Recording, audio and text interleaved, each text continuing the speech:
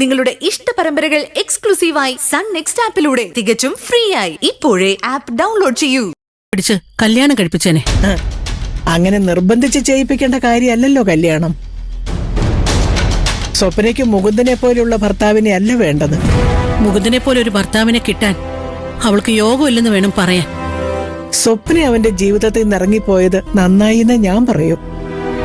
അവനെ ആത്മാർത്ഥമായിട്ട് സ്നേഹിക്കുന്ന ഒരു ഭാര്യയാണ് അവന് കിട്ടാൻ പോകുന്നത്. സ്വപ്നയ്ക്കും മുകുന്ദനും അവരാഗ്രഹിച്ചതുപോലെയുള്ള പങ്കാളികളെ കിട്ടട്ടെ. സ്വപ്നയുടെ ആഗ്രഹം സഞ്ജയിനെ കല്യാണം കഴിച്ച് ഗോപാൽജിയുടെ മരുമകളാവുക എന്നുള്ളതാ.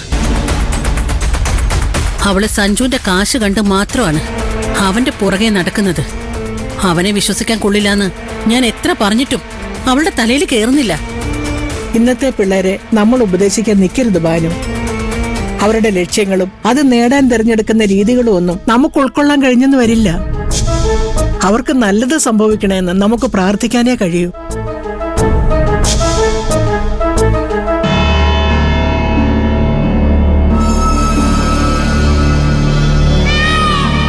ഗിരി നിന്നെ വിളിച്ചായിരുന്നോ? ഇല്ല, അവൻ ആരെയും വിളിച്ചിട്ടില്ല. ഞങ്ങള് വിളിച്ചിട്ട് അവൻ ഫോൺ എടുക്കുന്നുമില്ല. സ്വപ്ന അവനോട് മുകുന്ദനെ കുറിച്ച് എന്തൊക്കെയോ വേണ്ടാദിനങ്ങൾ പറഞ്ഞു കൊടുത്തിട്ടുണ്ട്. ഗിരി നല്ല ദേഷ്യത്തിലാ. അവൻ ചടങ്ങിനിടെ കയറി വന്ന് എന്തെങ്കിലും ബഹളം വെക്കുമെന്നാ എന്റെ പേടി. സ്വപ്ന കാരണം സഹോദരങ്ങളെ പോലെ നടന്നിരുന്ന നമ്മുടെ മക്കള് ചിലപ്പോ ശത്രുക്കളാവും. അങ്ങനെയൊന്നും സംഭവിക്കില്ല ബാനു.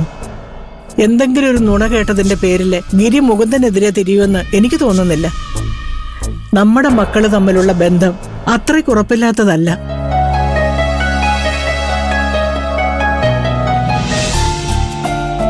മോനെ, ഗിരി ഇനി വരുമെന്ന് തോന്നുന്നില്ല കേട്ടോ. അവന് വേണ്ടി വെറുതെ ചടങ്ങുകൾ മാറ്റി വെക്കണോ? നമുക്കതിന് തുടങ്ങാം. അതുകൊള്ളാം.